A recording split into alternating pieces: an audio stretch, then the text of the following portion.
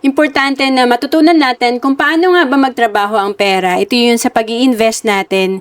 Kasi dito malalaman natin sa concept ng Rule of 72 na mas mabilis mag-grow ang pera natin pag ito ay naka-invest. Halimbawa, kung nasa 2% ito, 36 years pa bago dodoble yung pera mo kasi maliit lang yung interest. Pero pag ito ay nilagay mo sa 6%, 12 years lang bago dumoble yung pera mo.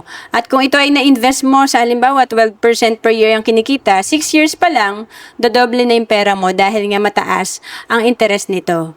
Kaya noong 2012, noong nalaman ko na pwede pala magtrabaho yung pera para sa akin through investment, nag-invest agad ako sa Kaiser na dito tatlo na yung meron ka. Meron kang investment, meron kang healthcare, at meron kang life insurance. Ito ay 7 years to pay lang at kung OFW ka, pwede ka sa Kaiser. We have online application. To know more about Kaiser, message mo lang ako sa Facebook, Roan Celis Capistrano. Bawat Pilipino dapat maging handa sa mga oras na hindi natin inaasahan. Gaya ng biglaang pagkakasakit, dapat may pondo tayo na magagamit. Sa oras ng pangangailangan, dapat may magmamalasakit.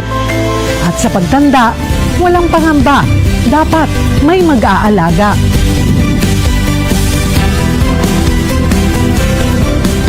Ganyan mag-alaga ang Kaiser. Yan ang dapat.